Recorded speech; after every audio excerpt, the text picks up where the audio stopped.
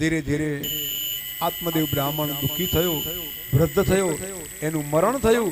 પેલો દીકરો બધાના ઘરે ચોરી કરતો રહ્યો. એમાં એક દિવસ રાજ્યમાં ચોરી કરી શબ્દ સ્પર્શ રૂપ રસ ગંધ આવી આસક્તિમાં ફસાયો, દુરાચારી સ્ત્રીઓના સંગમાં ફસાયો. એક દિવસ ચોરી કરીને ધન લાવ્યો અને નક્કી કર્યું કે આ બધી સ્ત્રીઓ એને સમજ્યું કે આ તો આપણી હારે કોઈ લેવા દેવા નહીં, આ જોગ સંજોગનો સંયોગ થયો છે. અને કદાચ આટલું બધું રાજનું ચોરીનું ધન કરીને લાવ્યો, ન કરે નારાયણને કાલ પકડાઈ જાય તો આપણને બધાને સજા મળશે.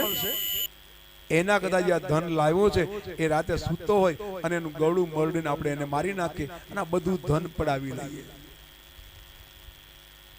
એકદમ ધૂંધળી સૂતો છે અને પેલી શબ્દ સ્પર્શ રૂપ રસ ગંધ આ આકર્ષણમાં એ બધાએ રાત્રે એને મારી નાખ્યું અને એનું મૃત્યુ થયું.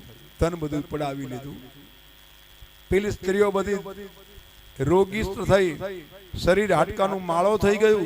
કોઈનું પણ પડાવી દીધેલું ધન કોઈ જે સુખ આપતું જ નથી.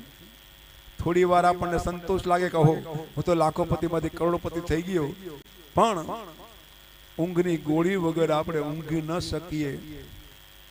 હવાર હાન બપોર ગોળી વગર આપણે શ્વાસ ન લઈ શકીએ તો ઘરમાં ગમે એટલું સુખ હોય એને શું કામ?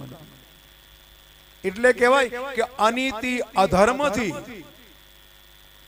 હસ્તિનાપુરનું રાજ્ય તો લઈ શકાય, પણ ભાગ્ય વગર હસ્તિનાપુરનું સુખ ન ભોગવી શકાય. કપટ છળ કપટથી રાજ્ય લઈ શકાય પણ સુખ ન ભોગવી શકાય. પેલી સ્ત્રીઓ પણ મરણ પામી. આ બાજુ ધુંધુલી એ પણ ઘરડી થઈ. એને પણ દીકરો મારવા લાગ્યો.